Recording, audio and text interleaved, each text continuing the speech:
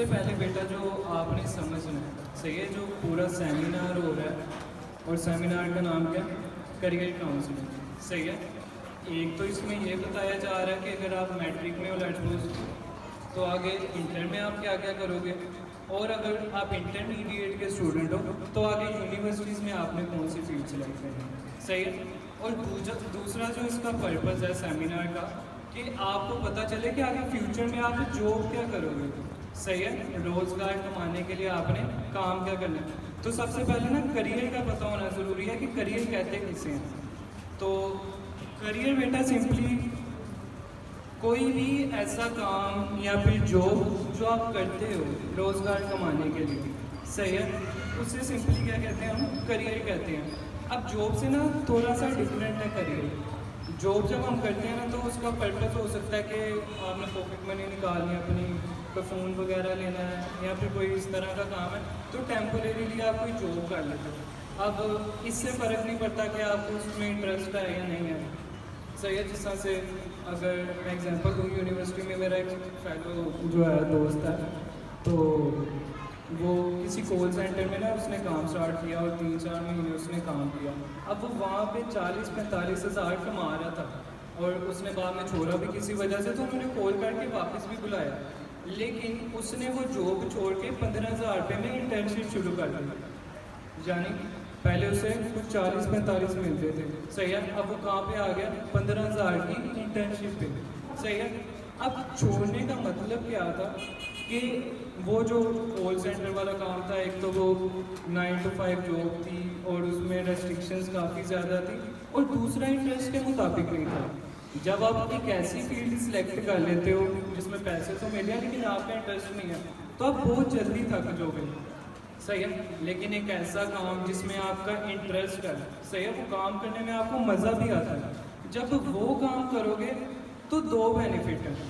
एक तो आप जो काम कर रहे हो उस काम को करने में मज़ा भी आ रहा है, और दूसरा लोग आपको उस काम करने के पैसे भी दे रहे हैं। सही है। तो एक तरह से कह लो कि आप हॉबी अपनी जो है उसे परस्यू कर रहे हो और लोग आपको पैसे दे रहे हैं। तो करियर ऐसी फील्ड को कहते हैं जो आप लाइफ टाइम के लिए सिलेक्ट करते हो काम, ताकि आप रोज़गार कमा पाओ। और जो इसकी करेक्टरिस्टिक है बेटा कि आपके इंटरेस्ट के मुताबिक होती है। सही है। आप इसमें जो है कंटिन्यूस लर्न करते हो चीज़ों को, और फिर बाद में एक्सेल भी करते हो, और हो सकता है कि आप अपने करियर में टॉप 1% लोगों में आ जाओ। सही है। तो इम्पोर्टेंस जैसे बता भी दिया कि पर्सनल ग्रोथ जो है, आपका लाइफ स्टाइल, आपका उठना बैठना, आपका सोशल स्टेटस क्या होगा, और आप काम करते हुए खुश भी हो या नहीं हो, या फिर द बोर्ड की तरह जो है सुबह उठे काम पे चले गए, फिर काम किया वापस आ गए और सो गए। सही है। लेकिन जब आप एक ऐसी फील्ड सेलेक्ट करोगे जो आपके इंटरेस्ट के मुताबिक होगी, तो आप इतना थकोगे नहीं। सही है। और हो सकता है कि आप ओवर टाइम भी लगाओ। ठीक है। अब आगे कंप्यूटर साइंस को देख लेते हैं। अब कंप्यूटर साइंस को एक्सप्लेन करने के लिए मेरे ख्याल से एक ये जो वर्ड है यही काफ़ी है, यूबिक्विटस। सही है। यूबिक्विटस कहते हैं कोई भी ऐसी चीज़ जो आप हर जगह पे देख रहे हो। सही है। और अगर कंप्यूटर के हिसाब से देखें तो आप किसी भी फील्ड में चले जाओ, लाइफ में किसी भी सेक्टर को देख लो, कोई भी सेक्टर ऐसा नहीं होगा जहाँ पे कंप्यूटर यूज़ नहीं हो रहा। सही है।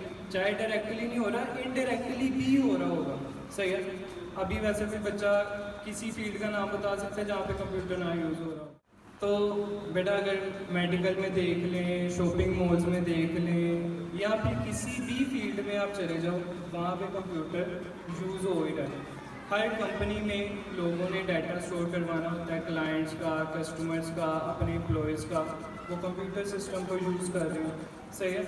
तो जितनी भी कंपनीज़ हैं, बड़ी बड़ी ऑर्गेनाइजेशंस हैं, या फिर कोई भी आप फील्ड देख लो, डायरेक्टली इनडायरेक्टली कंप्यूटर उसमें यूज़ हो रहा होगा। अब जो मैट्रिक वाले बच्चे हैं, अब सबसे पहले तो एक तो ये होता है ना, जो पहले तो इसका काफ़ी ज़्यादा ट्रेंड था कि जो बच्चे अच्छा ज़्यादा मार्क्स जिन पे आते हैं उनका मोस्टली यही होता है कि इससे जो है ना बायो पर आता है। सही है। और जो थोड़ा सा एवरेज बच्चा है वो कंप्यूटर पढ़ लेता है, और जिसके मार्क्स अच्छे नहीं आ रहे होते उसे आर्ट्स करवा देते हैं। सही है। और मेरे साथ भी ऐसा ही हुआ था। अब हुआ क्या था कि मेरे मार्क्स अच्छे आते थे, सही है, पता ही होगा सबको।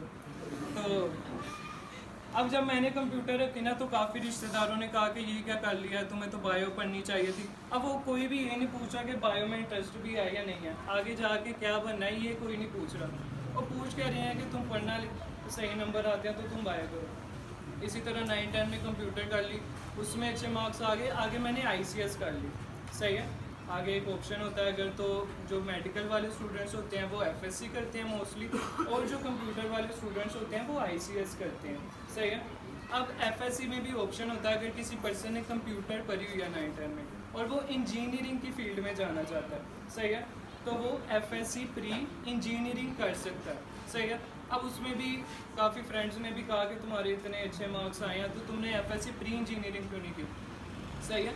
तो ये चीज़ बेटा आपने काफ़ी ज़्यादा सोच समझ के आगे जो है अपनी जो फील्ड है उसे सिलेक्ट करना है कि जिसमें आपका इंटरेस्ट है। आपने नहीं देखना मेरे मार्क्स कम है चलो भाई मैं आर्ट्स रख लेता हूँ, सही है, या फिर मेरे मार्क्स से ज़्यादा तो मैंने इंजीनियरिंग ही करनी है। आपको आगे तक, जिस तरह सर जानशेर बता के गए थे, आपको पता होना चाहिए कि अगले 10 सालों में आप खुद को कहाँ पे देख रहे हो। आपने अपने खाला या फिर फूफो के बेटे बेटी को नहीं देखना कि इसने ये किया तो मैं भी ये कर लूँ, सही है।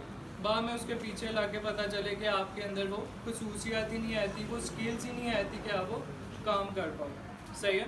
तो जो भी चीज़ आपने सिलेक्ट करनी है आपने अच्छी तरह से सोचना है, समझना है कि क्या चीज़ पढ़ते हुए आपको मज़ा आता है।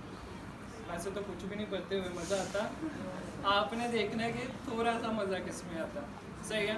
तो अभी देखो जिन बच्चों ने कंप्यूटर साइंस रखी हुई है, सही है, 2 ऑप्शंस होते हैं, ICS विद फिज़िक्स और ICS विद स्टैट्स।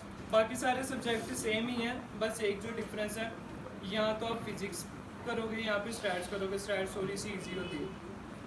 तो अब ये जो ICS है वो कौन कौन कर सकते हैं, बायो वाले बच्चों को भी खुली इजाज़त है, वो फर्स्ट ईयर सेकेंड ईयर में कंप्यूटर कर सकते हैं। और जिन बच्चों ने आर्ट्स रखी हुई है बेटा, कंप्यूटर वाले तो डेफिनेटली जो है वो दोनों ही कर सकते हैं। अब जिन बच्चों ने आर्ट्स रखी हुई है उनके पास भी ऑप्शन है, सही है, वो भी ICS कर सकते हैं, लेकिन उनका जो ऑप्शन है वो लिमिटेड हो जाता है, वो बस ICS विद स्टैट्स कर सकते हैं, ठीक है। तो अगर किसी बच्चे का इंटरेस्ट है कंप्यूटर में, चाहे उसने आर्ट्स रखी हुई है चाहे उसने बायो रखी हुई है, बजाय इसके कि यूनिवर्सिटी लेवल में जाके आप BScs कर रहे हो या फिर कंप्यूटर से रेलिवेंट फील्ड में जा रहे हो, तो अभी सोचो अच्छी तरह से, सही है। और जो भी फील्ड सिलेक्ट करनी है आगे उसका देखो, खाली 11-12 यहाँ पे ना रुक जाओ, आगे देखो यूनिवर्सिटी में मेरिट क्या है, आपने पढ़ना क्या क्या है, फिर जो जॉब आप हासिल करना चाह रहे हो उसका क्राइटेरिया क्या क्या होगा, फिर उसके मुताबिक क्या करो, अपनी फील्ड को सिलेक्ट करो, सही है। अब काफ़ी मेरे दोस्त ऐसे हैं जिन्होंने पहले बायो पढ़ी, फिर इंजीनियरिंग की फील्ड में आ गए और अब यूनिवर्सिटी में मेरे साथ कंप्यूटर साइंस पढ़ रहे होते हैं, सही है। अब यही अगर उन्होंने 9-10 में भी कंप्यूटर पढ़ी होती, फर्स्ट ईयर सेकंड ईयर में भी कंप्यूटर पढ़ी होती, तो यूनिवर्सिटी में उनके लिए आसान होता, सही है। अब वो कंप्यूटर समझने में उन्हें काफ़ी ज़्यादा परेशानी होती है, सही है। तो जो भी बेटा आपने आगे फील्ड सिलेक्ट करनी है वो काफ़ी ज़्यादा सोच समझ के करनी है। आगे अगर फील्ड्स देखें जो काफ़ी ज़्यादा ट्रेंडिंग पे हैं, वैसे तो इसके अलावा हज़ारों बेटा ऐसी फील्ड्स हैं जो आप कंप्यूटर साइंस पढ़ के आगे जो है वो परस्यू कर सकते हो, लेकिन जो मोस्ट फेमस हैं, जो स्टूडेंट्स मोस्टली फॉलो करते हैं, वो कुछ नाम यहाँ पे मेंशन है। बैचलर्स इन कंप्यूटर साइंस है, सॉफ्टवेयर इंजीनियरिंग है, अगर आप सॉफ्टवेयर बनाने में इंटरेस्टेड हो, ऐप्स वगैरह बनाने का शौक़ है तो सॉफ्टवेयर इंजीनियरिंग में जा सकते हो। इसी तरह इंफॉर्मेशन टेक्नोलॉजी है, डाटा साइंस है, नेटवर्किंग है, वेब डिज़ाइनिंग है, और जो बेटा आज